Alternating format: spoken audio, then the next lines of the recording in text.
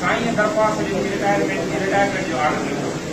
retirement जो ॾींहुं order ॾिनो 3 ॾींहं ते साईं दरख़्वास्त ॾिनी साॻे ई तालीम खाते जी त मां रिटायर नथो कयां साईं जो उहो साॻे ई अथॉरिटीअ वरी ऑर्डर पूरा कयो साईं का बि को बि साईं बेनिफिट न वरितो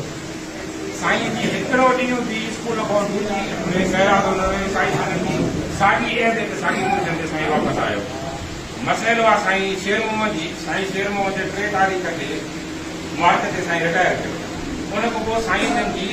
इजलास थियो आहे इजलास में 2 टाउननि 2 टाउननि शिरकत कई आहे तव्हांजी पंहिंजी कराची डिवीज़न जो सदर आहे उन बि उन इजलास में ख़सूसी तौर ते उन बि शिरकत कई आहे उनजी बि साईं आहे नोटिफिकेशन जनरल सेक्रेटरी न आयो डिप्टी जनरल सेक्रेटरी जीअं सागड़ में कार्रवाई हलाई त साईं मोहम्मद साहिब सजराणी ईअं हुन उते कार्रवाई हलाई आहे उन डिप्टी जनरल सेक्रेटरी हुनखे नोटिफाई कयो आहे डिवीज़न जे जनरल सेक्रेटरी उनजी नोटिफिकेशन ते हुन सां गॾु काउंटर सिग्नेचर कई आहे तव्हां वरी चवंदव त उनजी मरकज़ नोटिफिकेशन कान्हे कढी हाजी नाज़र निज़ामानी साहिबु वेठो आहे साईं पीर मुज़फ़र साहिबु वेठो आहे सभिनी खे हुन गांधी जी ॼाण आहे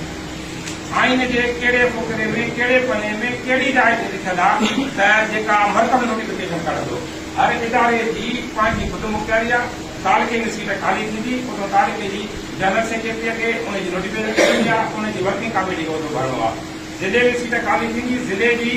उतां जे इदारे खे पंहिंजो नोटिफिकेशन कढणी आहे उन वर्किंग कमेटी खे भरणो आहे उन वर्किंग कमेटी भरियो आहे ख़सूसी तौर ते मथियों जेको वरी चओ था त उहो जनरल डिवीज़न जो सदर साईं पंहिंजो अनवर बलोच हुन में शामिल थियो आहे उनजी उन कार्रवाई में सही आहे उनजी नोटिफिकेशन में सही आहे भई कहिड़ी शइ ते कार्रवाई थी रही ॻाल्हि साईं पंहिंजे हिनजी रफ़ी ख़ासियत जी इहा ॻाल्हि तव्हांजी सही आहे त उनजे लाइ सिंध जो सुप्रीम इदारो आहे जनरल बॉडी जे फ़ैसिले ते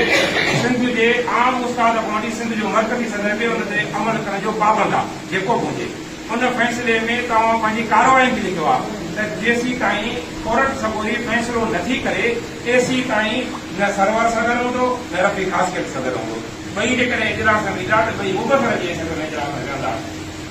ईअं त भई असां बि कोन था कयूं जेसीं ताईं कोर्ट को फ़ैसिलो करे बाक़ी हुननि ॿिनि खे तव्हां कहिड़े हिसाब सां नथा विहारियो उनजो को तव्हां दलील ॾियो